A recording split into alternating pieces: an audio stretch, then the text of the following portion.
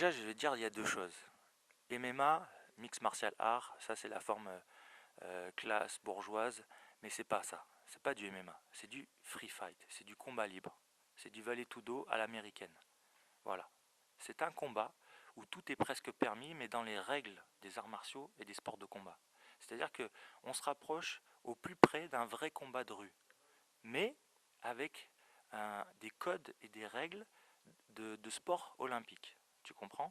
C'est-à-dire que c'est des passionnés d'arts martiaux qui ont dit on va tester les arts martiaux entre eux et voir quel est le meilleur.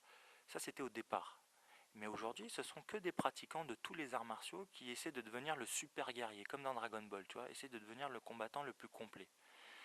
Donc, ce sport, aujourd'hui, depuis les années, on va dire depuis 2000, depuis que Dana White et Lorenzo Fertitta ont repris l'UFC, ils ont voulu unifier les règles.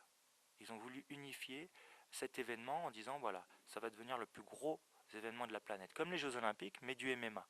Bon, c'est une seule discipline, bien sûr, mais c'est déjà énorme. Et donc, aujourd'hui, quand on voit un combat, on voit deux combats, deux hommes en train de se battre dans une cage. C'est vrai, il y a de la violence, c'est vrai. Mais attention, c'est de la violence maîtrisée, c'est de la violence. Pourquoi? Parce que ce sont des combattants professionnels qui se sont entraînés.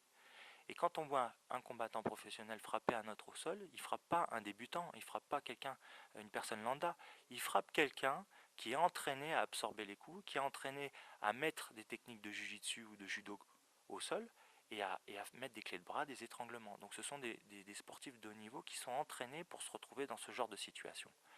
D'accord? Et ce qu'il faut dire aujourd'hui, c'est que ces professionnels représentent 3 à 4% des pratiquants du MMA.